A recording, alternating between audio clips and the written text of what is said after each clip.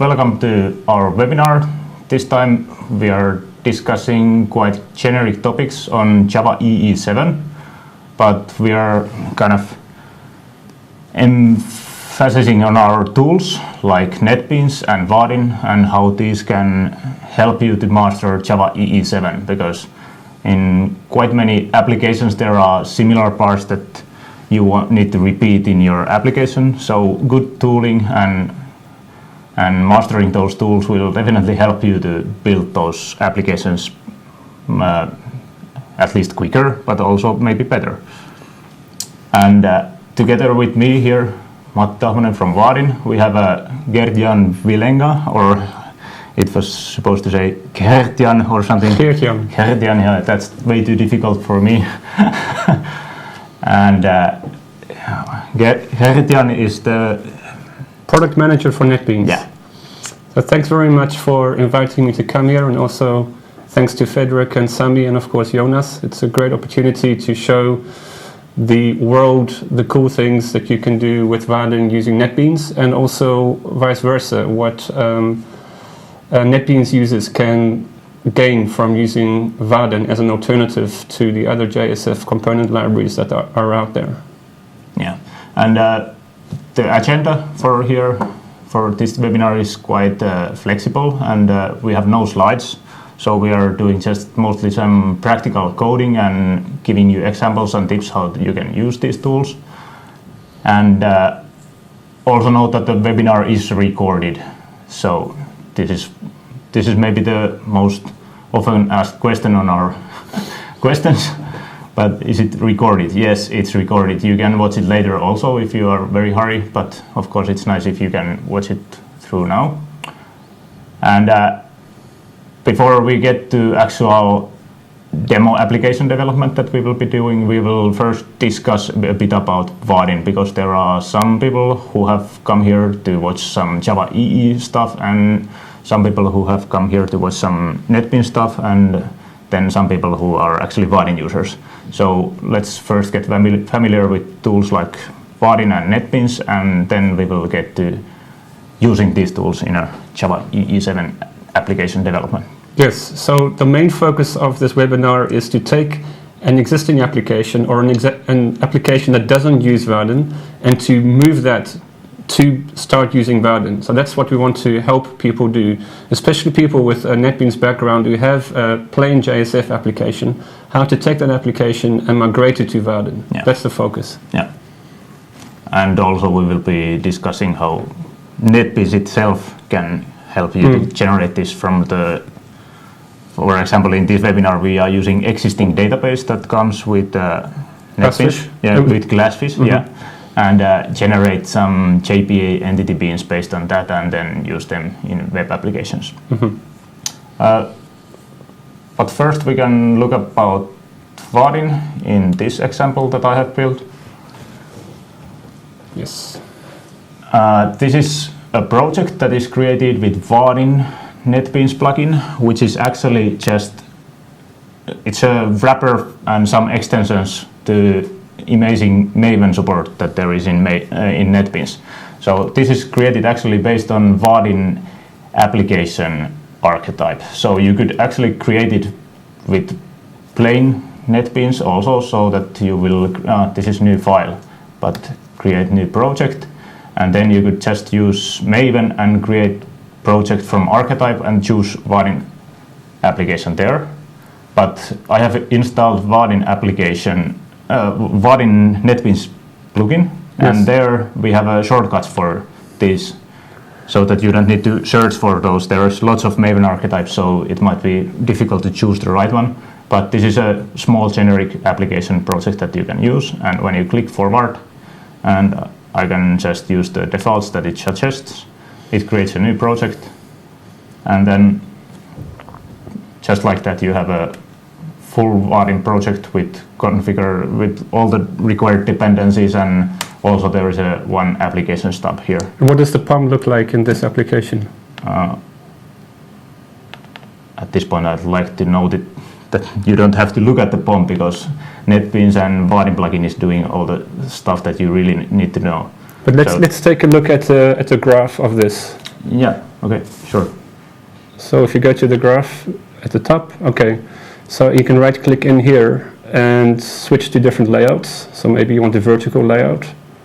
Let's try that one. Different views on top of the dependencies, and you can see much more easily what links to what. Yeah, these are typical big Java applications nowadays. There are lots of dependencies, and you can see where they come from. So, for example, if you don't need Vaadin push, so you don't want the WebSocket-based immediate updates, for most applications you don't actually need this. Then you can just remove the Vaadin push dependency, and you can get rid of this part. And right-click on top of Vaadin push. Yeah. Maybe double-click to pop up. Yeah, so you can zoom in more closely, and you can also delete these dependencies directly inside this graph view. So yeah. Well, not this particular one. Yeah. Yeah. Okay. And lots of things that Vaadin plugin does is actually shortcuts for these Maven configurations. So there is a separate Vaadin properties panel, and here you can choose, for example, Vaadin version. You could switch to latest snapshot version or any of the stable releases.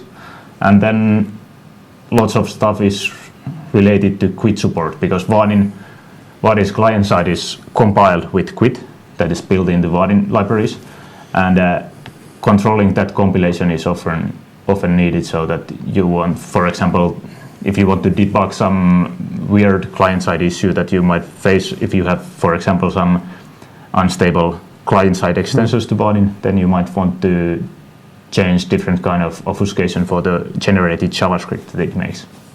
And also launching like a Quit development mode. You have lots of options here.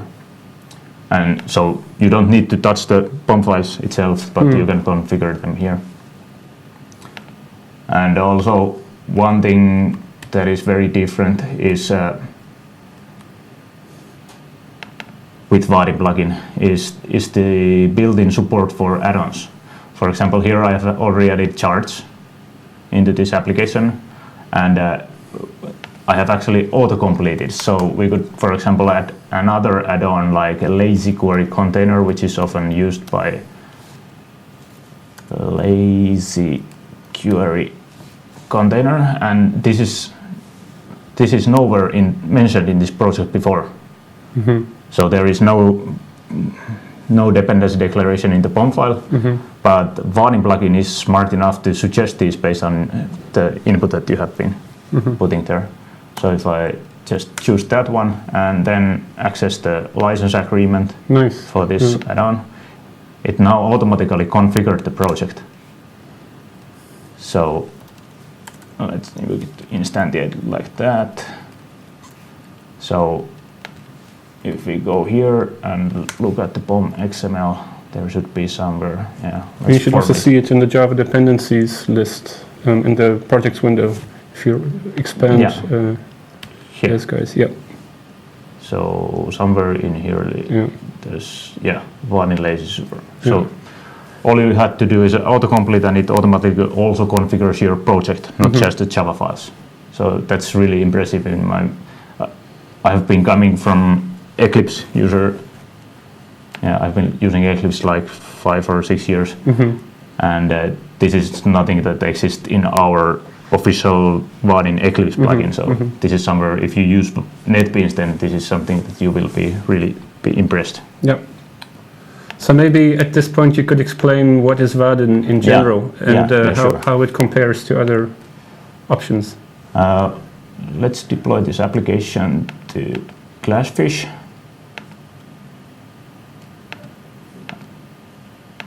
Like that.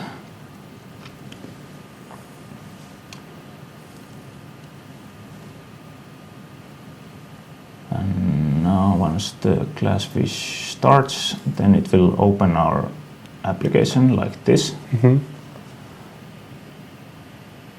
it was already open there. So this is the chart that was built here. Okay. So Vaadin is like you could consider it like a swing for web applications.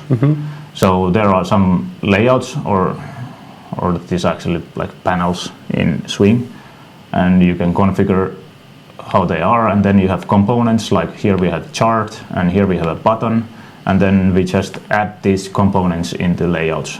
Yeah, it looks a lot like Swing. Yeah. This code. And here there is a button click listener for the button, and there's an inline listener, and it just does something which is like adding new component to the existing layout, which is label, and it says thanks for clicking. So in this programming model, you never need to think about any Vaadin page, web pages, or going from a page to another, like navigation or that kind of thing. You will use only Java to build your application logic. So how would you go from page to page, or is it more focused on single page applications? So if I click here, you can see that it automatically happens there, and the label is added directly to the host page, so there's no page refresh or anything. Right. So it makes an HTTP request to the server and gets the kind of a new state that has changed. It only sends this new message here and updates the existing page. So like with JSF pages, there is usually some kind of full reloads for the page. Then with Vaadin, this never happens.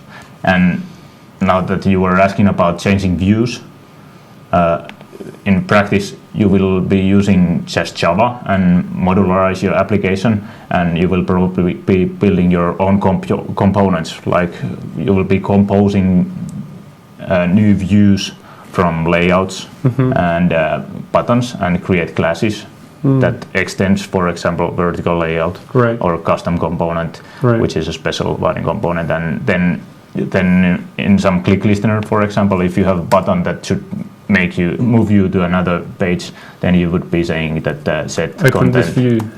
set content and my view. Right. For example, which is how it would work in Swing as well. So pretty much the same. Often those people who are coming from Swing world are they can very quickly get started with Vaadin, especially on the very basic things. So Vaadin really lets you focus on your real application specific problems. You don't have to think about how will I do this in a web application or something. And you aren't even really aware that you're using Git. It's really under the hood. With Vaadin, the separation between Vaadin and Git is so that Git applications, they are executed in JavaScript in browser, and Vaadin application is executed in Java virtual machine in server. So we also use Git, and we have actually bundled Git in our jars, so it makes it easier to create extensions for Git. So there is kind of a thin client that's handling all the communication and page updates, and that is built with Git. So the complex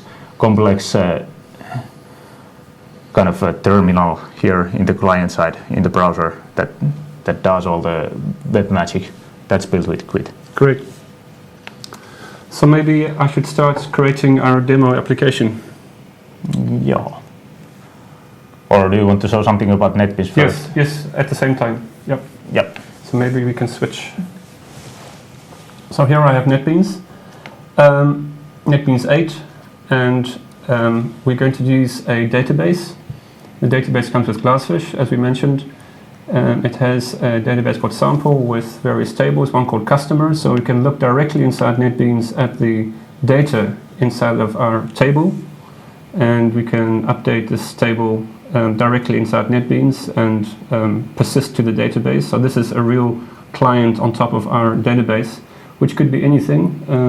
So it doesn't have to be Derby. Doesn't have to be Derby. We can make new connections to a whole range of different databases, Oracle, Postgres, MySQL.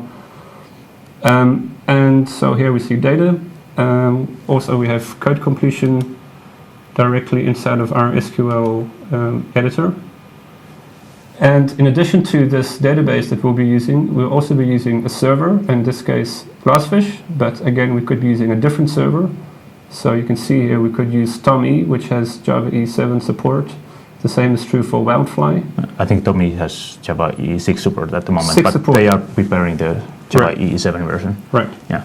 So Tommy is ready for Java EE. Right now it has Java E6. Wildfly has Java E7. Yeah. Right. Yeah. So we could be using Wildfly, or we could be using Glassfish, and we're using Glassfish, and there's also JBoss, and there's also WebLogic. We are using Glassfish because I like Eclipse Link. I think it often suits better for Vaadin application because it has some very good features that can reattach entities that has been detached by the entity manager. Great. So that's some quick notes about the technologies we'll be using, so JavaDB and Glassfish. For anyone who's not used NetBeans, the starting point always is to go to File, New Project, or to click on this orange button, and then you can see a whole range of different technologies that are supported. Yeah, but you have. I have Scala added. Yeah, but you don't have Vaadin. I don't have Vaadin. No, Yeah. I don't. Can you show me how you can add Vaadin there? Yes. So to have the Vaadin plugin included, you would go to Tools, Plugins, and you can see here there's available plugins, and you can sort it by name, or you can search for it in the search box. But if you go to the bottom, you'll see Vaadin plugin. So you don't need to go anywhere. You don't need to go to a special plugin page. You can install it directly from inside NetBeans. Yeah. Okay, shall we get started? Yeah, sure. Okay. Okay, so we'll create an application as most NetBeans users would create an application. We call it before Vaadin because there's also going to be an after Vaadin, or one that has Vaadin support. So this one does not have Vaadin support, and it will be the basis of migrating to a Vaadin application. Okay. A simple Java EE application is ready. It's got Java EE, it's got JDK8, and it's got our POM. And Java EE7 gives you JPA and stuff like that. Yes. Yeah. So here's our list of many different packages, including JPA, including servlets, including web services. Yeah. The first thing I'm going to do, actually, before creating any classes, is use a new plugin that's created by Gaurav Gupta, who probably is on this webinar watching. So I want to demonstrate this really cool plugin that lets you make a connection to the database. So this is the same database that we showed. And from the database, generate a diagram. So we're not creating entity classes yet. We're just creating a diagram which we can modify. So I'll click Finish. And here it is. It looks really nice and professional. And this is the JPA modular plugin, which you can also get from the plugin manager. So I have it installed. So therefore I will find it here, and you'll see JPA modular. Okay, so here is a view of the tables that we want to work with, and we can edit this. So for example, you can delete columns that you don't want to show or that you don't want to have rendered into entity classes. And you can change the connections between these different tables. There's many different ways of modifying and customizing this. You can also, as you can see here, export this to an image, which is also useful. So there's a lot of functionality built in here. And what we're going to do is we're going to use this diagram to generate our source code. But before we do that, we're going to say where we want the source code to be. So com before Vaadin. And click close here, and then we can generate the source code. And the nice thing is that if we change our JPA entity classes, which have now been generated, we can regenerate our diagram from those from the changed classes. So this is real round-trip modeling for JPA. So what we have here is a customer class, a discount code class. So these are JPA entities for the three tables that we want to work with. Yeah. So there was more tables in the database, but you only chose customer. Yes, we chose customer, and the other two had foreign keys. Yeah. So they were dependent on that. Yeah. So they were also generated. Yeah. So this is our starting point. So this is the model for the example. If I press Control-Shift-Enter, then I get a kind of text editor view on everything, which is kind of nice as well for working with. Yeah, especially that we have big font for the Exactly. butchers. Yeah, exactly. Also that. So I'll switch back again. So this is not a maximize mode, which is Alt-Shift-Enter. So this is maximized, but instead this is distraction-free mode. So all the things around this. So you can only concentrate on the real thing, the code. Yes, exactly. So a real code view. Okay, so we have this. Now next we're going to generate our JSF pages from these entity classes that we have, that we generated from that diagram. So click next. So I'll specify where these should be created. So we're going to have some EJBs. We're going to have some JSF. You can also see that we can override these. So if the database has changed, we can recreate our entity classes, we can recreate our front end. We can also customize all the templates that are going to be used. So you could change the templates, add your own logos, etc. You're not locked into the templates that are used by NetBeans. They're not hard-coded. You can change them if you need them to be changed.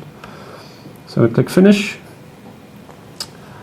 And we now have, first of all, and we're going to look at this in the next part, we have some facades, so our customer facades. We will look at these. So these are our EJBs, which all extend a common abstract facade, which provides our CRUD functionality. Yeah, so this is, we had a webinar with Spring a few months ago, and in Spring they have this Spring data that kind of creates this kind of thing on the fly. Right. But in NetBeans you can use, or in Java EE you can use abstract class that does practically the same as well, and then you can customize it there very easily. Yes, also. Right, you can customize it right in here. And there's controllers that we're going to look at more, and there's utility class. So at this point we also have our front end, which is just using plain JSF. So for example, for customer we have a page for editing, one for creating, one for listing, one for viewing. So we have actually everything. I'm going to deploy this to the embedded browser, which is nice because we won't have to switch to a different browser in this demo. We'll just stay directly inside NetBeans. And when it's deployed, we'll see this application deployed in the Glassfish node here. It's still deploying. Let's refresh. And there it is. Okay, so here's before Vaadin. In the services window, we can see it's deployed. And so here's the first page, which is the index page. And we go to our customers. Here are our customers from our database. Can you maximize that? So we can maximize this one as well, I believe. Okay, here we go. So here we have a full CRUD application. We can create a new customer here. We can edit, we can view, we can delete. But what I want to show before we switch to converting this to Vaadin is that we can also browse the actual DOM. So you can see here I have a browser DOM, and as I move my mouse up and down, I can see where I am inside the browser. Yeah. And this is also supported for Chrome. Yeah. So this is convenient. So for example, let's see this label here, this next 10, which is in red. So here I can see there's the color. And here I can actually change the color as well.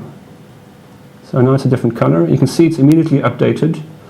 But what you can also see is I can jump into the source from here. So normally you would have no clue where that color is defined. So I can jump into the source. You have so many templates there for a simple application. How would you, even for a simple application, how would you know? So you can jump directly in here, and then I do control space for code completion. I get all the colors, and I can make my change. And again, it's immediately updated. So you can see here is this change.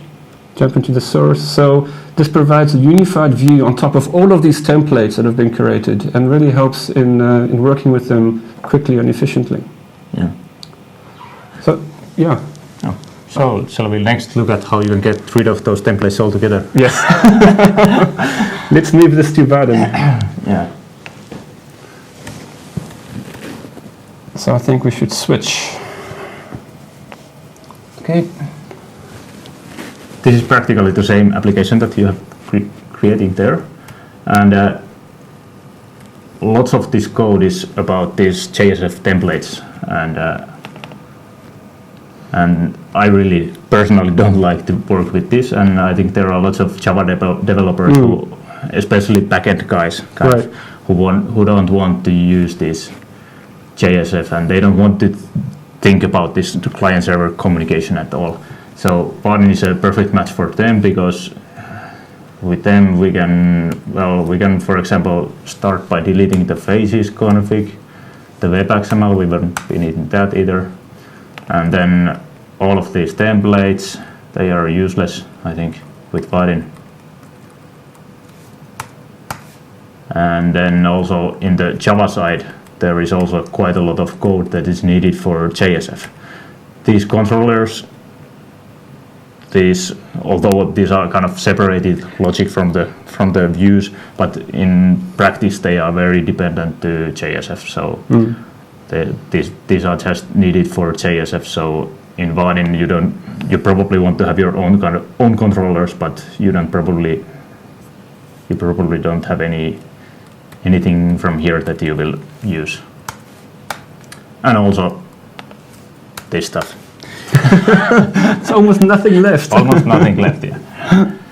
The next part would be, of course, to add dependencies for Vaadin, and of course, when we are working in Java EE, then it's good to have an add-on called Vaadin CDI, which is practically, it helps you to use dependency injection in all Java EE applications, not just in Java EE7, but in all applications. I have here a separate project, this one, and this is also posted to the forum page, so you can see this link for the sources. It's on GitHub. Yeah, it's on GitHub. It's a very nice starting point for a Vaadin application. Yeah, so let's check out what this has then. So this has only core Vaadin stuff in it, and it has a application stub. Okay, this one is actually because I haven't cleaned the application before the demo, but there is like 2 views normally here, and it has this menu that updates based on the fact that how it finds some annotations on the project. And in the example view there we have some simple Vaadin applications here, and there, because this is now using this CDI add-on, then we are marking our views with this kind of annotation. So this example maps to this kind of URL. Okay. So this is fully indexable by Google, for example, but it doesn't. You don't need to reload the page, even in old browsers where you cannot programmatically change the address. And we can get into this same place, the same state, by creating also those JPA entities from NetBeans. So we will create entity classes from database. Yep. And I will choose the same sample database and customer. Yep. And going there. So this is practically the same thing that you did, but without this without the graphical designer. Yeah. So now we have our domain models here. So we have the same JPA entities, and then we also want those facades that you had there. That was the last piece that I didn't delete.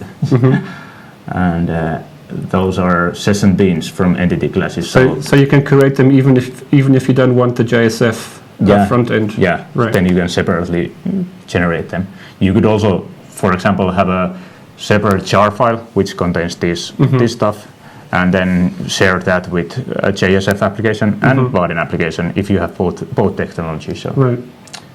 But this also shows how nice it is that with Java EE you have convention over configuration. So these wizards can be created, because we know where everything should be Yeah. in a Java EE application. Yeah, and of course, because we are working with Java, we could, for example, move this class into some other. Let's move it there to the top level of the. Right, that's nice. Yeah, and then we could also. I made a mistake there when generating the entity classes. Yeah. I made them into JPA Yeah. AGB class, so we can just refactor them here. Like that. Oh, where is it? Are they not copied somehow? On the package, yeah. Yep, Refactor. refactor, like that. Okay, so now we have a facade Yeah. that we don't need to do any, Need to fix this. yeah, something I did something bad there. And so we don't need to write anything like entity manager dependent stuff, that everything came automatically here. But the next thing would be using these JPA entities in our Vaadin views. Vaadin views. So this is the point where we can begin integrating. Yeah. This is good. This is the example view. I can code something here directly. I can just use inject, and then I can get a customer facade.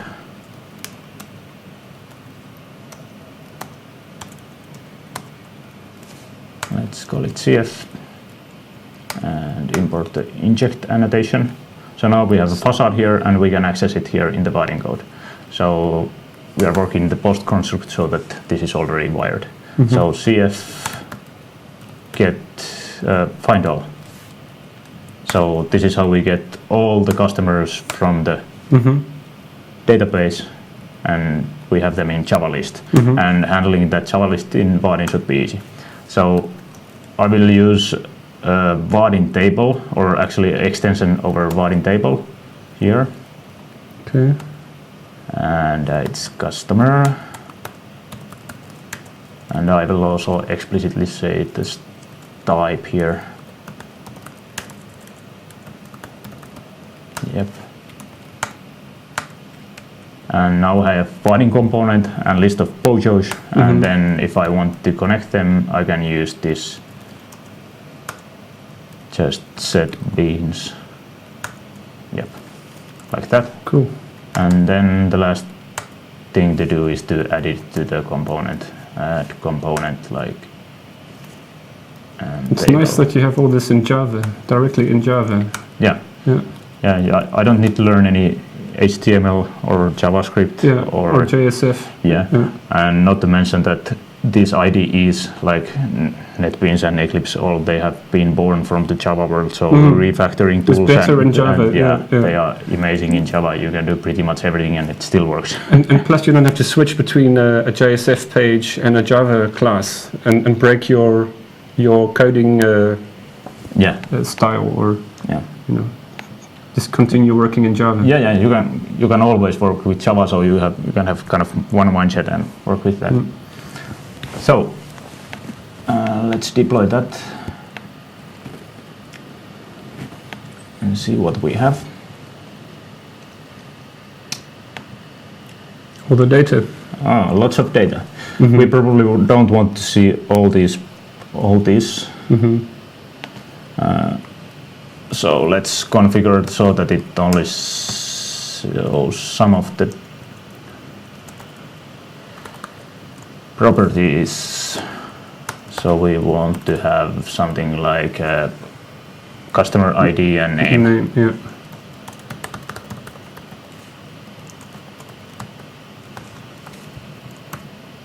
Now I click, and NetBeans automatically redeploys the application. There's no explicit need to right-click and to run again and things like that. And NetBeans 8 actually made this much smoother. If somebody has been thinking that it's slow to redeploy the application. It's faster in NetBeans 8. It's very fast. But actually, I think this is a wrong way of using it. With properties. Sorry about that. I used visible properties, customer ID and name, like that. And now we only have the customer ID and name. So now I would like to click on the row in the table and see the selected data in some kind of label. Yeah, so this is Java and we have listeners, so add value change listener. Okay, it creates, maybe I should get to this mode because what was the combination? Escape. Command Shift and enter. Oh, enter, right, right. Yeah. On Mac it's Command Shift Enter. And here we have the event for the stuff, so we can, for example, use notification, which is a built-in mechanism in Vaadin, and show some message there. Selected event.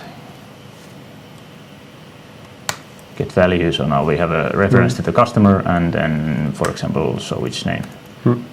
Selected. It doesn't really matter. It probably does not.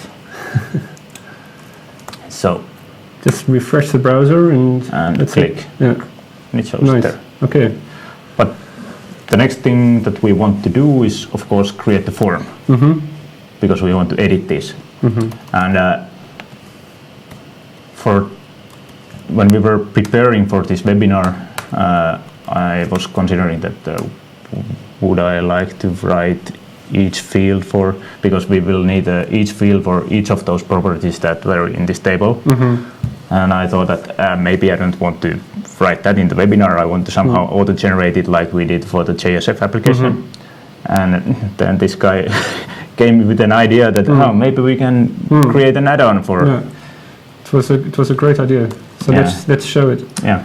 So this was created in a very agile way. Yeah, it was like 4 hours and one blog post.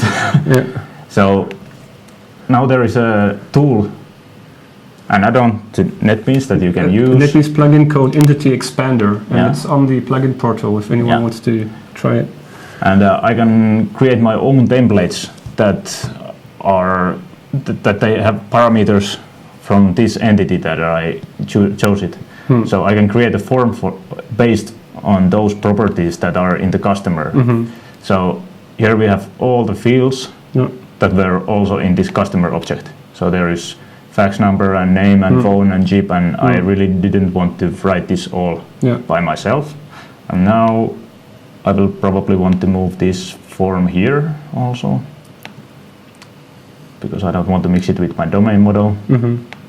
And then instead of showing the notification, we could add this form here. Inject customer form.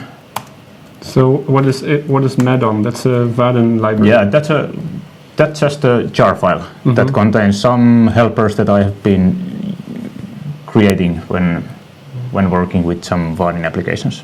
So this Vaadin, it's, for example, it's used in this table. So this is a custom version of Vaadin table that use a better typed API than with the default Vaadin application.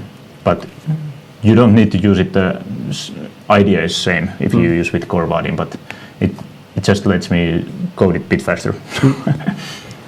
And this form, we can, for example, add it there in the layout also. Form. So now we have the form there, and then in the value change listener, we still need to put this customer into the form. So the form had a method called setBean or setEntity, and then just get it from the event. It's amazing. Like that. So we have the form here, right? So auto-generated form, and then if we select the component, it automatically wires here. And then actually here is some part that the code generator doesn't do automatically, at least at this point. I think we could do it pretty easily, but it has this select list used for relation. It has unpopulated it, but that's a great place to show how easy it is to do coding with Vaadin, because you are always working in the server. So this is the select component that was here, and we will need to populate the data for this discount code type. So now we can just inject the discount code facade.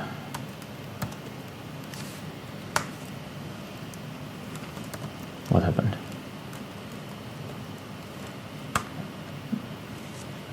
First get the Maybe I should import it. Yeah, it's not understanding. Code facade, like that. Oh, keeps it's feature. Feature, not It's a a bug. feature. It worked Okay. previously. Okay. Okay. So now we have the facade to another entity type, and then we can here just populate the stuff into the discount code field. So discount code set options facade, find all options, and that's it. Okay. So now we should have it populated there. Then It's we have not really nice though. but this is Java, so we can just add some more configurations there. Discount code set caption generator or something like that.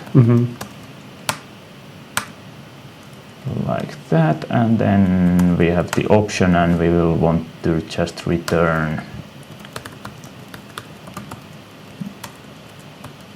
it. Yeah, that's the identifier, and that's enough probably And here. a semicolon. Yep. So now we should have also same values there in the drop down. And when we save a change, is it actually saved at this point? I think not. We can try it. Okay, there's some Error kind of message, yeah. exception. Okay. Yeah, we still didn't wire the logic to actually save the entity back to the facade via the facade to database. So let's go to the example view, and here we have the form, and then we can do some configurations for the form. Form set save handler, like that. Now Nice. it's autocomplete there, and then we already had the facade here. It was CF. So how is that save button hooked up to Edit. this save handler? Is it built into the save button? Yeah, or kind of, because it's using this abstract form class, Okay. which is a Vaadin component, and it's plain Java. You probably want to customize this for your needs in your application, but this is just a very generic form. It has practically save and cancel buttons, and then listeners for them, and then Nice toolbar. Yeah. This is just a helper class that is used by the class that I wrote for this.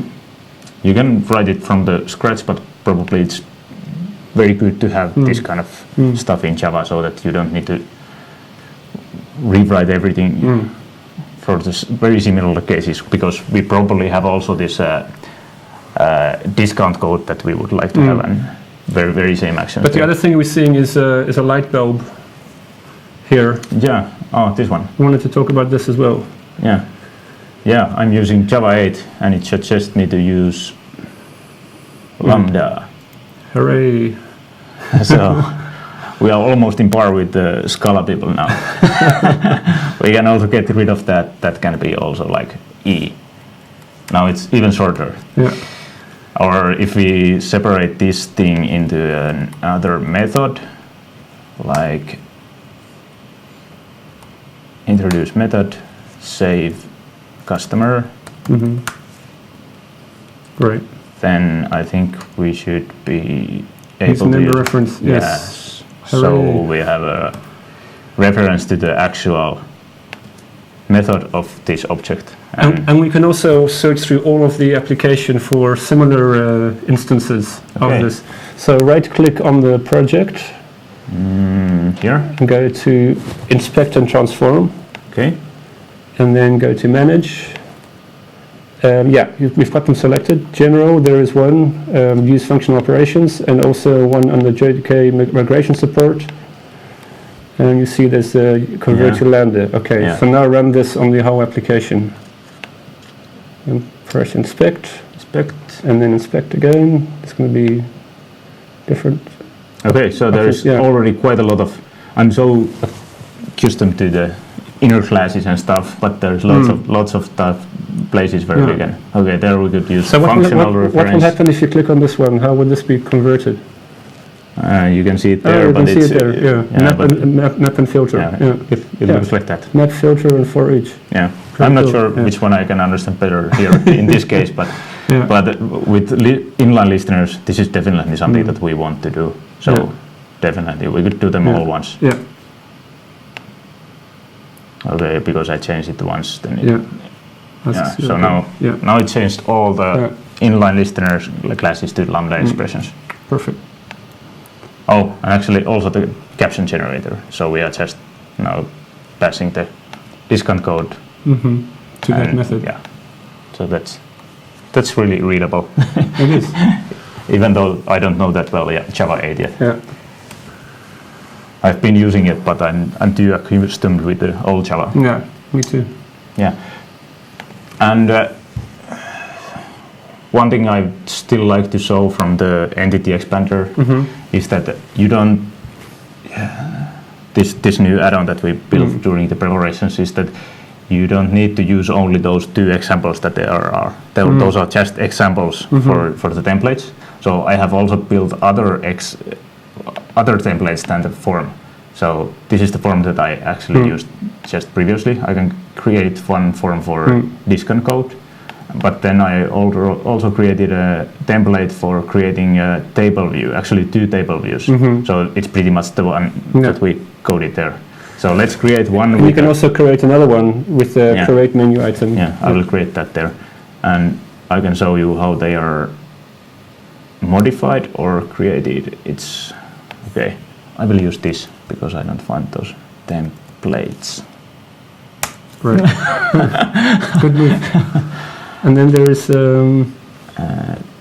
entities. Entities, right. Yeah. So this folder contains all the templates that are specific to this this add-on. And here is, for example, the form that we used. You can open it in an editor, and this is it's free marker. Yeah, free marker. Yeah, and the add-on, it provides you some details about the selected entity type, and then you can just do some magic here. I made this a bit more complicated than the default one that's there, but you can do pretty much with the free marker and the data that we provide there. So I think this will be quite generic tools, not just for Vaadin developers, but and also if you checked out the menu, you also saw here a panel. And this was one made by you, and this is for Swing applications. A Swing panel is generated from that. Yeah.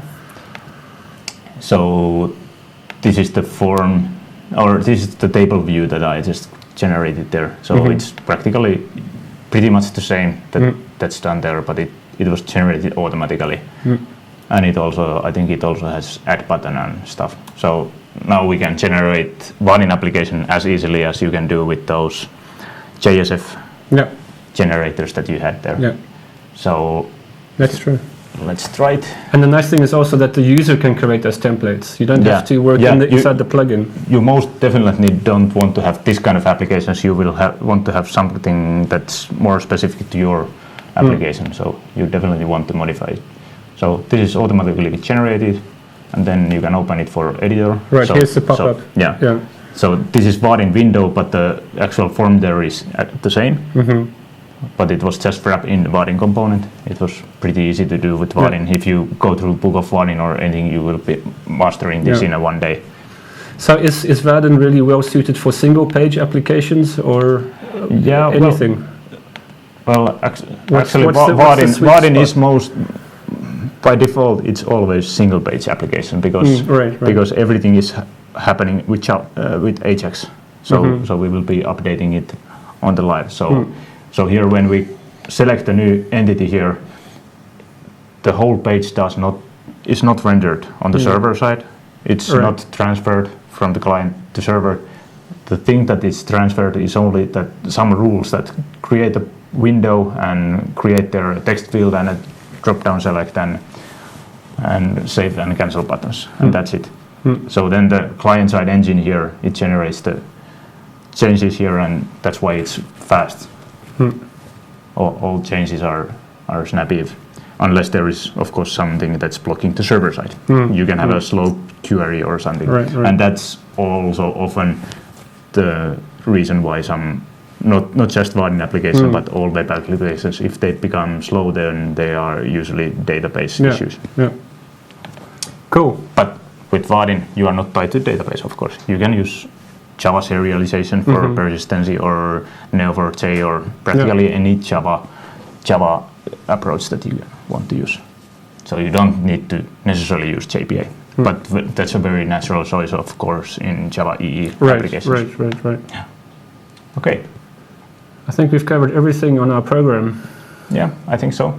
So I think the next thing to do is to cover some questions, and we do have lots of them. So at this point, I'd like to mention that we cannot go through all the questions. We have about 10 minutes time, but you can still use, for example, the new Tori forum that we had and add your questions there below the YouTube video. And then we will be paying extra attention at least tomorrow and answer them there. I will try to answer all the questions that are arised there.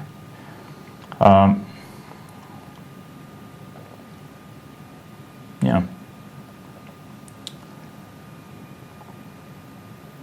Let's go through the questions. Maybe one of the most popular questions that we had after what is Vaadin and can you only use Glassfish or can you use any other web servers was that is there going to be a visual designer for the UI elements in NetBeans for Vaadin?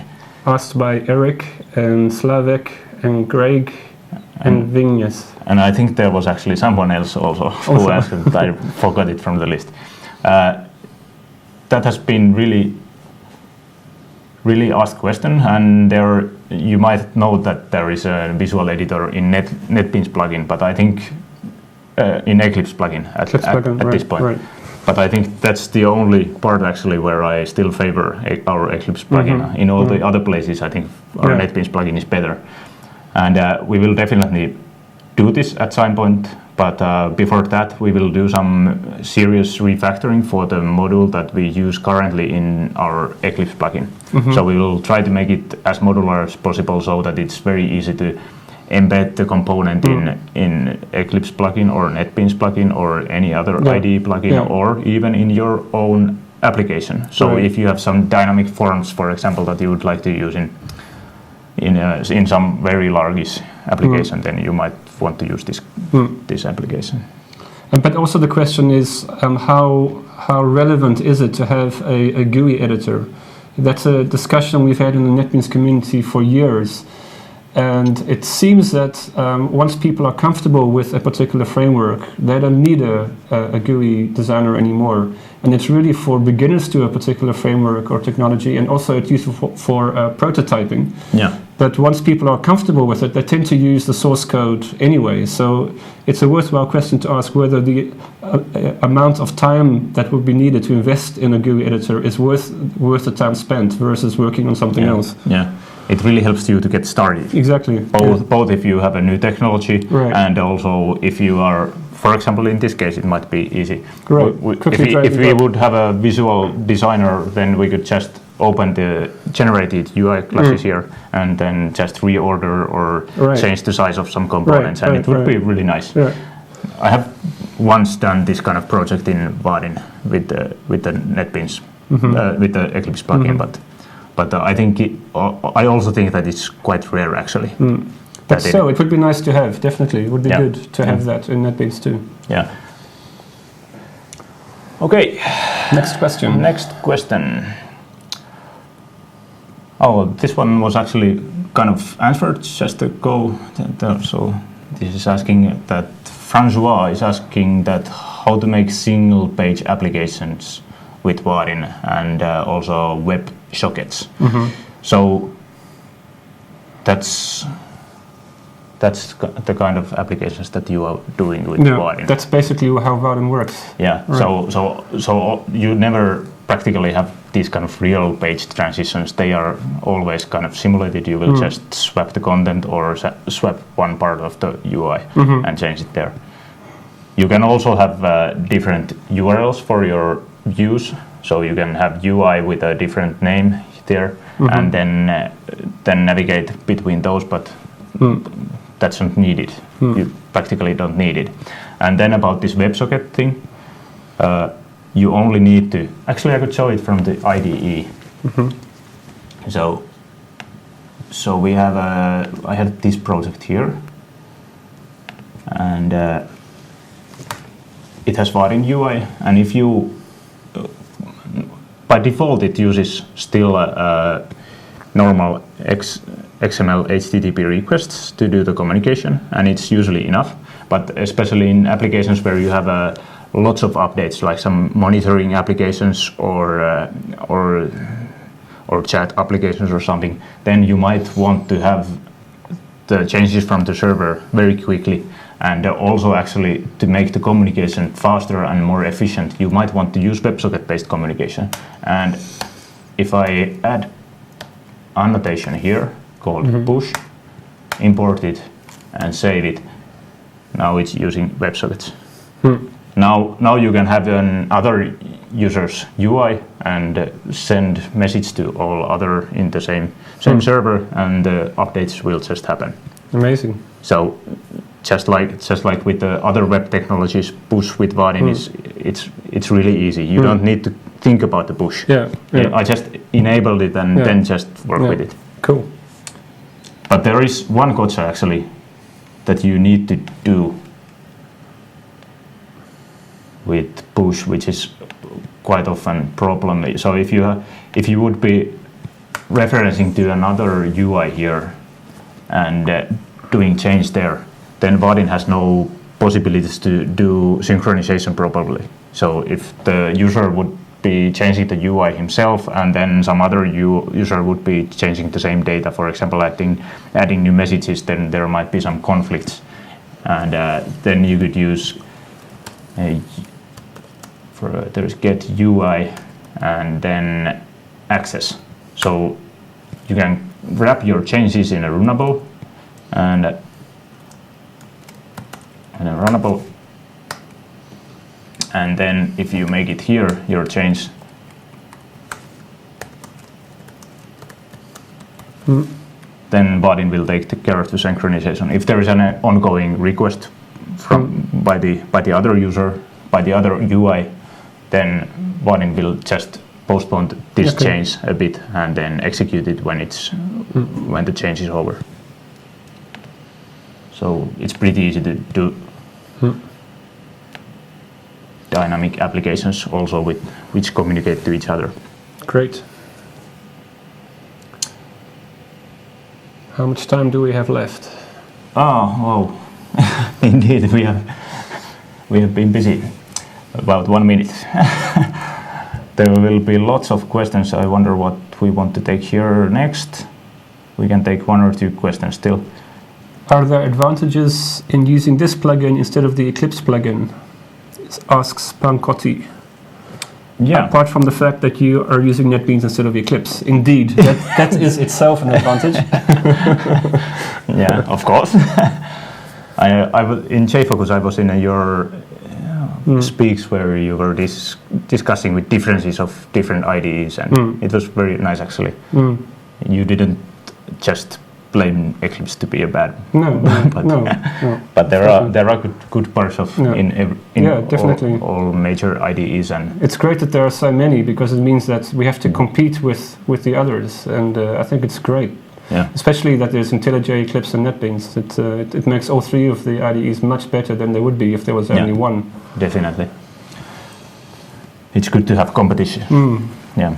But if you just want to compare Vaadin NetBeans plugin to Eclipse NetBeans plugin, I think NetBeans plugin is actually much more for Vard at this time, because it has much better Maven support, and Maven is used by most real projects, and it's got absolutely best Vaadin add-on support made by our Denis Anisimov. It was a great enhancement. So the thing that I saw there in the beginning, you don't need to go to Vaadin directory and search for your add-on that this is the Maven snippet I want to add to my project. You can just auto-complete there. Yeah. And actually, the interesting thing is that the key engineer at Vaadin working on the NetBeans support is an ex-NetBeans team member. So that's what makes the NetBeans plugin so good, because he really knows what he's doing, and he's worked on the NetBeans APIs for years. Yeah. But the one that's still missing from the NetBeans thing is this visual designer. So that's really something that I have sometimes missed, but quite rarely actually. So that's definitely a part that we need to improve here. And in Eclipse integration, we definitely want to make it work better with Maven. But I think most people would agree that on the level of Maven support, NetBeans is definitely better than Eclipse. Yeah, and that's not dependent on Vaadin support. It's not dependent on Vaadin support. It's just if you have any project with a POM file in it, NetBeans will automatically recognize it as a Maven project and open it and use the POM file as the project definition. Which is quite unique and special. Yeah. Eclipse has been improving there a lot lately, but it's still not at the level. So especially 2 years ago, it was almost horrible to use Maven with Eclipse. It was just not working very well. Looks like we have our director commenting that we can take another 10 minutes here, so we can still take some other questions. Maybe this one? Okay, sure. So Bob is asking how Vaadin compares to prime phases. And if there is a prime phases component that's in prime phases but not in Vaadin, could I somehow incorporate that into Vaadin-based systems? Okay. And there's also one example about tree selection checkbox,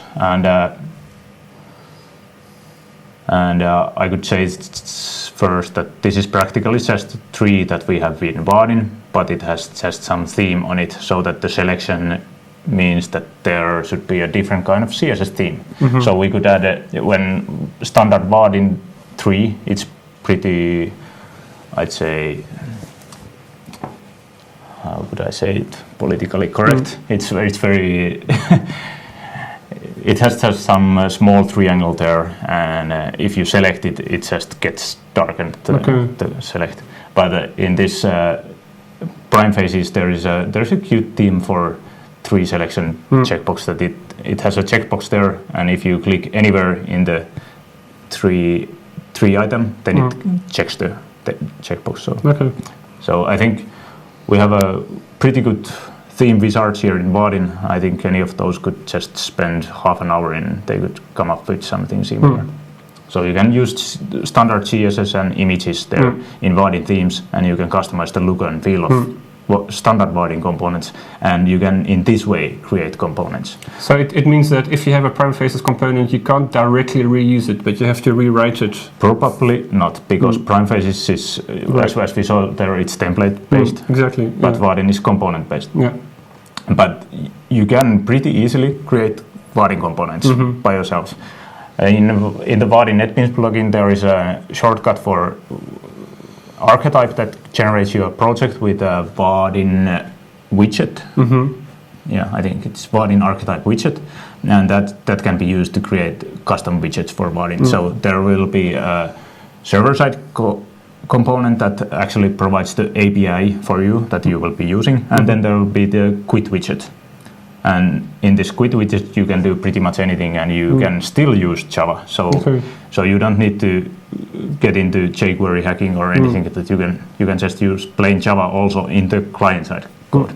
But then, of course, there is this quit compilation and quit coding things that, for example, you cannot use all Java libraries there because the code is executed in JavaScript, not in JVM.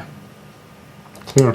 And also if there are missing components that you'd like to use in Vaadin, we have a very active community, and our community is making a lot of add-ons.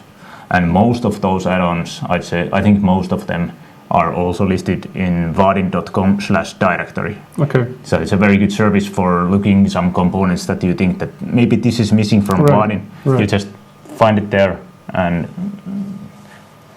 so that means that it gives you some code, or it gives you a jar that you include, or yeah, Vaadin add-ons are basically jar files. We can check it out from the web. So vaadin.com/directory.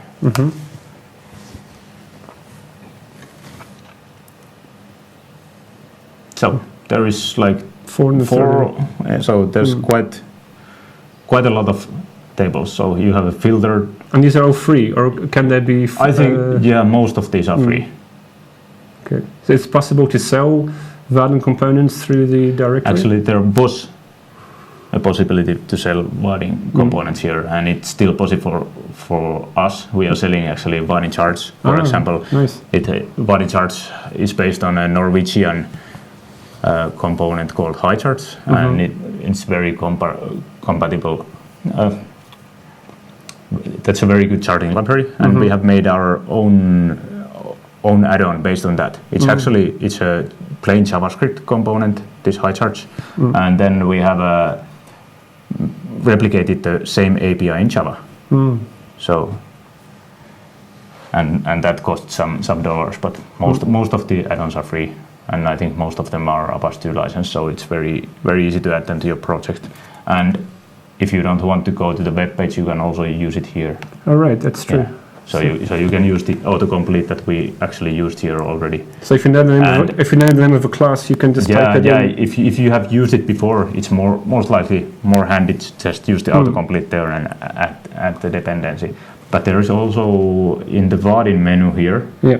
You can go to add-on browser. Oh, nice. So this is NetBeans UI for the same data that was on the website. So this has a link to the directory. This is what you see here is in the directory. All this is in the directory, and here. And you get descriptions when you click on the text. Yeah, I think so. Yeah, cool. So there's the add-on that we were using here. Yeah. For example, let's take some. So there's drag and drop layouts. This component, I can just add it there. Nice. Accept it. This is pretty much the same as autocomplete, but you had the list there. Yeah. And now I have the drag and drop layouts here as a dependency. Drag. Yep. And then I should be able to use it here. Nice. Let's drag and drop. Well, I'll probably need to check out from the dependencies there. What kind of classes are there? DD absolute layout. Yep, there it is. Wow, very nice. So basically, those are just jar files, and they have some special headers so that our tooling can easily automatically compile possible client-side extensions that there might be. For example, this adds some quit magic to the client side so that you can use drag and drop in any layout there is, and it needs to do some quit tricks. But here you actually don't need to touch anything if you don't want to. Yeah. So now if I just rebuild the project here, it will automatically note that there is a change in the client-side code, and it will start the quit compilation, and next time you deploy it to the server, it will be fine. But this kind of relates also to another question that's from Deb Malia. Do we need to install the plugin in NetBeans 8 for Vaadin? it's clear that you don't need to, but if you do, you will have access to the directory, for example. Yeah. That comes from the Vaadin plugin. Yeah. If you don't have the Vaadin plugin, you will just use plain Maven. Yeah, I can. This same thing that happened here. This was practically just a Maven target that Maven install. Yeah. Or you could run other Maven targets here. Run. Yeah. So these come from the plugin. Custom goal. So this is a custom goal for Maven target. So you can use Vaadin and something or. And they're also listed down here. Yeah, that's the bad way to do it. Yeah. So you can. There's a Jetty plugin configured in the example project. So you could just click on that and it launches the Jetty. Yeah. This is nice addition in the latest NetBeans. Yeah. This is a NetBeans 8 new feature. Yeah. So you don't need to look at all those, or Google the Maven targets. You can just automatically use them there. Okay. Cool. I think we have used our extra 10 minutes now, and we will quit it this time. But hopefully we can make some kind of similar webinar sometimes in the future. Definitely. And we should do that to celebrate the GUI designer for Vaadin in visual designer for NetBeans. Yes, after that. Yes. And thanks very much for this opportunity to share the NetBeans ecosystem with Vaadin users and vice versa. Yeah, okay, thanks. Thank Bye. you. Bye.